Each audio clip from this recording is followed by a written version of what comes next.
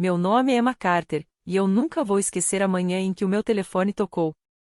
Era minha irmã, Raquel, dizendo que o nosso pai tinha morrido. Mas havia um pequeno detalhe. Um detalhe surreal. O meu pai estava sentado bem na minha frente, a menos de 1 metro de distância. Ele estava tomando seu café da manhã calmamente, sorrindo. E roubando fatias de bacon do meu prato. Eu olhei para ele, chocada. Coloquei o celular no viva voz, sem fazer barulho. A voz da minha irmã veio do outro lado da linha. E ela não estava chorando. Não havia uma única lágrima na sua voz. Ela simplesmente disse, com uma frieza assustadora, que o nosso pai tinha falecido durante a noite. Que todos os bens dele agora pertenciam a ela e ao seu marido, Kyle. E que eu não receberia absolutamente nada. No fundo da ligação, eu consegui ouvir o riso do Kyle. Ele disse, com deboche, finalmente nos livramos dela. Ela está fora da família. O meu pai apenas colocou a xícara de café sobre a mesa. Ele sorriu, balançou a cabeça. E continuou ouvindo. Aquelas duas pessoas não tinham a menor ideia de que o homem que elas julgavam morto estava escutando cada palavra, cada mentira, cada gargalhada. O que aconteceu nos 2 dias seguintes? Terminou em um funeral que a nossa cidade inteira comenta até hoje. Uma história de ganância, traição. E uma vingança perfeita. Para vocês entenderem como chegamos a esse ponto, precisamos voltar 9 meses no tempo. Tudo começou quando meu pai caiu de uma escada enquanto limpava as calhas da casa. Ele acabou quebrando o pulso. Na época, eu trabalhava como enfermeira itinerante, a vários estados de distância. Por causa da minha rotina intensa, a Raquel insistiu muito. Ela disse que ela e o Kyle cuidariam do nosso pai até que ele se recuperasse totalmente. Ela sugeriu que o pai assinasse uma procuração limitada. Apenas para que o Kyle pudesse pagar as contas da casa enquanto a mão dele cicatrizava.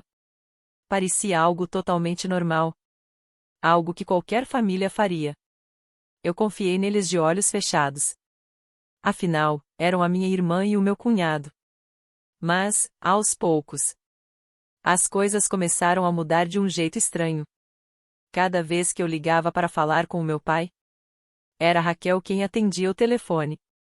Ela sempre tinha uma desculpa pronta. Ah, Emma. Ele está dormindo agora.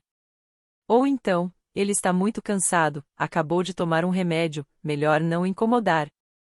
Com o tempo, comecei a achar aquilo muito estranho. Decidi enviar um telefone celular novo para o meu pai pelo correio. Mas a Raquel me ligou dizendo que o aparelho tinha sumido misteriosamente. Eu enviei outro telefone. E ele também desapareceu. Cada tentativa minha de conversar com o meu pai termina em uma nova desculpa esfarrapada. Quando finalmente consegui ir para casa no Natal, fiquei chocada ao ver o meu pai. Ele parecia outra pessoa. Tinha perdido muito peso, quase não falava nada. E me confessou, em um momento a sós, que não via os extratos da sua própria conta bancária há meses. Porque o Kyle tinha assumido o controle absoluto de tudo. No momento em que eu sugeri que sentássemos para revisar as finanças do meu pai juntos, o Kyle se transformou. Ele ficou extremamente defensivo, me acusou de causar drama familiar desnecessário e de estragar o clima das festas. O meu pai, visivelmente assustado, me pediu para não criar confusão. Para não estragar o Natal. Com o coração apertado, eu cedi. E voltei para o meu trabalho em outro estado. Mas a verdade não demorou muito para aparecer. Poucos meses depois, recebi a ligação de uma antiga amiga, que também era enfermeira. Ela me deu uma notícia que me fez perder o chão. Ela trabalhava em um asilo local e me disse que havia um idoso lá. Um homem que perguntava todos os dias para todas as enfermeiras se elas conheciam a sua filha, Emma. Aquele homem era o meu pai. Ninguém tinha me contado nada. A minha irmã e o meu cunhado simplesmente o jogaram em um asilo. E esconderam isso de mim. Eu peguei o meu carro e dirigi direto para aquela instituição, sem pensar 2 vezes. Quando entrei no quarto, encontrei o meu pai ainda mais magro. Mas a sua mente continuava completamente lúcida. Ele olhou para mim e chorou. Ele achava que eu o tinha abandonado ali. Porque a Raquel e o Kyle tinham feito ele acreditar que eu sabia de tudo. E que eu tinha autorizado a internação dele.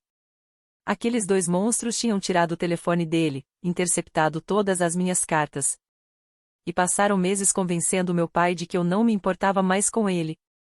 Enquanto faziam o mesmo comigo. A direção do asilo admitiu que não havia qualquer diagnóstico de demência ou incapacidade mental. O meu pai estava totalmente consciente.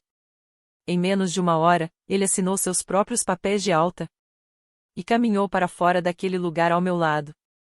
No dia seguinte, fomos direto ao banco dele. E a verdade que descobrimos lá?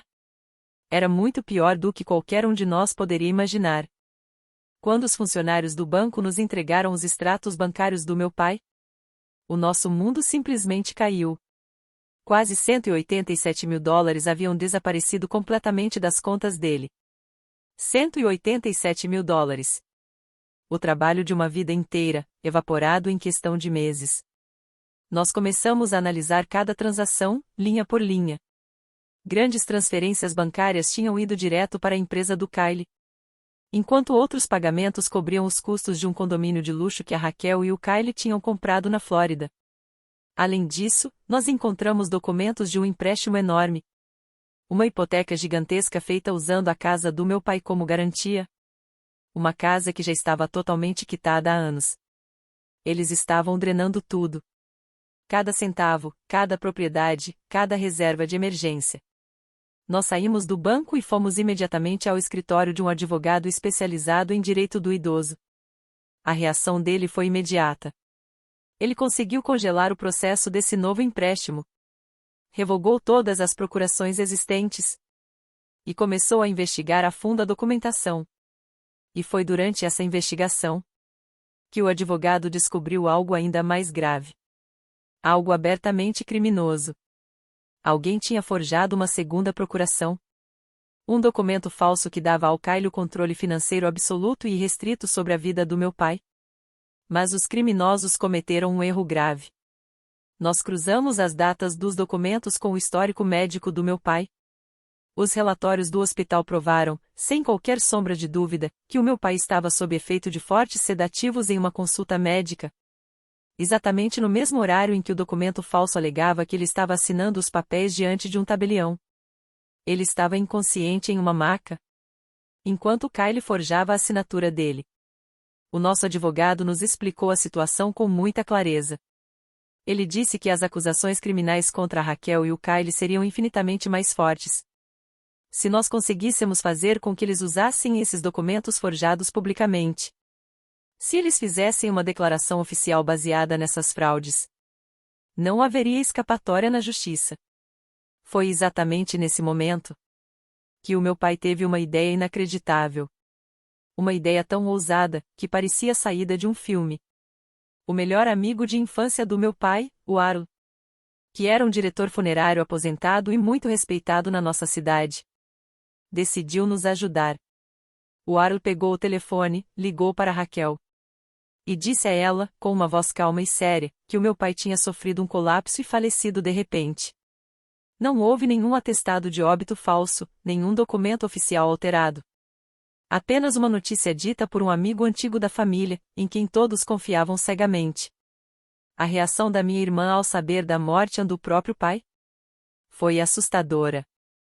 A Raquel nem sequer perguntou como ele tinha morrido. Ela não chorou, não perguntou onde estava o corpo. E nem pediu para vê-lo pela última vez.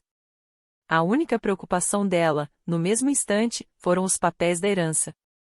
Poucas horas depois daquela ligação, a Raquel e o Kyle já estavam na casa do meu pai, trocando todas as fechaduras das portas. E se preparando para tomar posse de tudo que ele tinha. Eles achavam que tinham vencido. Eles comemoravam a morte de um homem que, na verdade, estava vivo e acompanhando cada passo deles. 2 dias depois, a cidade inteira se reuniu para o serviço memorial do meu pai. Veteranos de guerra, vizinhos de longos anos, membros da igreja e amigos de uma vida inteira lotaram o salão principal. O clima era de profunda tristeza. Todos gostavam muito do meu pai, um homem honesto e trabalhador. A Raquel e o Kyle chegaram vestindo roupas pretas elegantes, fingindo um luto que nunca sentiram. O Kyle caminhou até o pódio com uma postura confiante, olhando para as pessoas com um ar de superioridade. Ele ajustou o microfone, olhou para a multidão e anunciou formalmente que o meu pai tinha deixado a casa, todo o dinheiro, a caminhonete e absolutamente todos os seus bens para ele e para Raquel. Em seguida, com um sorriso cínico no rosto, o Kyle leu em alto e bom som uma cláusula do suposto testamento. Uma linha que dizia claramente que eu, Emma, tinha sido intencionalmente deixada sem nada, por não me importar com a família. O salão inteiro ficou em absoluto silêncio. As pessoas se olhavam, surpresas e desconfortáveis.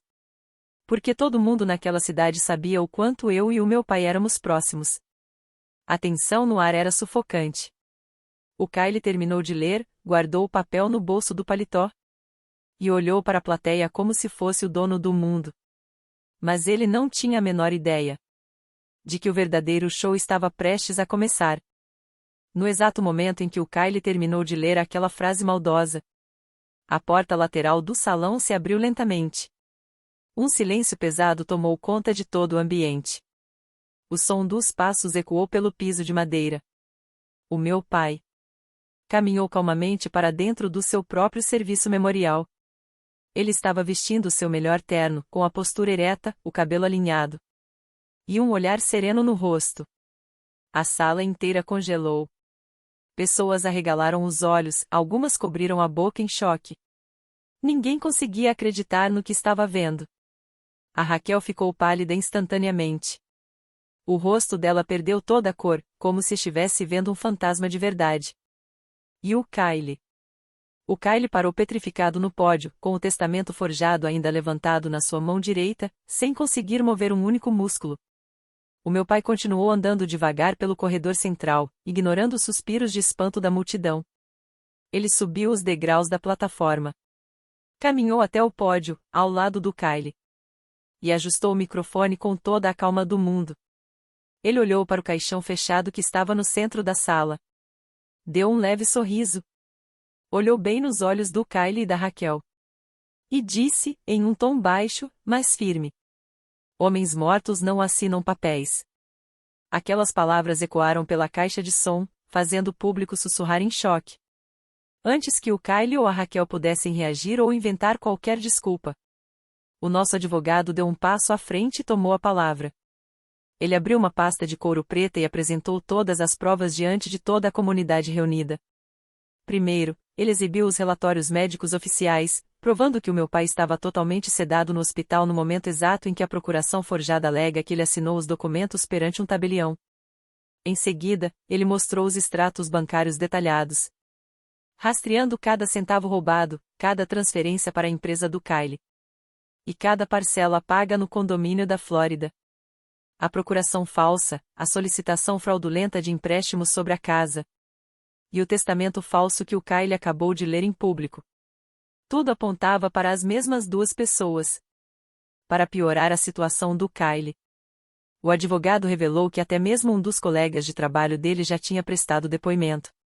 Esse colega confessou à polícia que assinou os documentos como testemunha sem saber do que se tratava, apenas porque o Kyle disse que era uma papelada de rotina. A teia de mentiras que eles levaram meses para construir estava se desfazendo em questão de minutos, na frente de todos os seus amigos, vizinhos e conhecidos. Nesse exato instante, as portas do fundo do salão se abriram novamente. Mas desta vez, eram 2 policiais do departamento do xerife que entravam no local. Eles caminharam firmemente em direção ao pódio. O Kyle tentou falar algo, tentou se explicar, mas a sua voz falhou completamente. A sua arrogância tinha desaparecido. Ele foi algemado ali mesmo, diante de todas as pessoas que ele passou anos tentando impressionar com a sua falsa imagem de sucesso. Enquanto os policiais o escoltavam para fora do salão, a Raquel desabou. Ela começou a chorar desesperadamente, percebendo que o seu mundo tinha desmoronado. Ela finalmente confessou a verdade diante das pessoas. Disse que ela e o Kyle estavam se afundando em dívidas gigantescas por causa de investimentos errados e que planejaram pegar o dinheiro do pai acreditando que conseguiriam devolver tudo antes que alguém percebesse. Mas então, em vez de demonstrar qualquer remorso sincero, a Raquel se virou para mim. Os olhos dela se encheram de raiva, e ela começou a me gritar, me culpando por ter exposto a situação, por ter destruído a família e por ter chamado a polícia. Foi naquele exato segundo que eu olhei para minha irmã e entendi tudo. Ela não estava nem um pouco arrependida pelo mal que fez ao nosso pai. Ela não estava arrependida por ter tentado me deixar sem nada, ou por ter trancado o próprio pai em um asilo. A Raquel só estava arrependida de ter sido pega do lado de fora do prédio, enquanto os policiais colocavam o Kyle no banco de trás da viatura. A Raquel continuava chorando, implorando por compaixão. O meu pai caminhou devagar até ela. Ele olhou bem no fundo dos olhos da minha irmã, com uma calma absoluta, sem raiva, sem gritos. E finalmente disse as palavras que guardou no coração desde aquela ligação telefônica, 2 dias atrás. Você enterrou o homem errado, querida. Aquelas foram as últimas palavras que o meu pai disse para ela. Ele se virou de costas e nunca mais olhou para trás. Nos meses seguintes, a justiça fez o seu trabalho. A maior parte do dinheiro roubado do meu pai foi finalmente recuperada através dos processos judiciais. Aquele empréstimo fraudulento que pesava sobre a casa dele foi completamente cancelado pelo juiz. O Kyle perdeu a sua licença de corretor de imóveis, teve a sua carreira destruída e enfrentou severas acusações criminais por fraude financeira e falsificação de documentos. A Raquel aceitou um acordo judicial, sendo condenada a cumprir liberdade condicional, pagar restituição financeira e prestar centenas de horas de serviços comunitários. O meu pai voltou a morar na sua própria casa, o lugar onde ele construiu toda a sua vida. E a primeira coisa que ele fez assim que pisou dentro de casa foi dar corda no velho relógio de latão da minha falecida mãe. Aquele relógio estava parado há meses. No momento em que o pêndulo voltou a balançar e o som do tic-tac preencheu a sala, a casa finalmente pareceu viva outra vez. Hoje, todos os domingos, eu dirijo até a casa dele pela manhã para tomar o café da manhã juntos. E como nos velhos tempos, o meu pai ainda rouba fatias de bacon do meu prato, só para me ver rir. Nós conseguimos recuperar a maior parte do dinheiro. Mas essa nunca foi a nossa maior vitória. A verdadeira vitória foi que o meu pai recuperou a sua própria voz antes que fosse tarde demais. Porque o dinheiro pode ser roubado. As propriedades podem ser tiradas de você. Mas enquanto você ainda tiver a sua voz, ninguém tem o direito de escrever o final da sua história por você. Se você gostou dessa história emocionante de superação e justiça, não se esqueça de deixar o seu like no vídeo. Inscreva-se no canal para não perder as próximas histórias. E deixe o seu comentário abaixo dizendo o que você faria se estivesse no lugar dessa filha. A sua opinião é muito importante para nós. Até a próxima!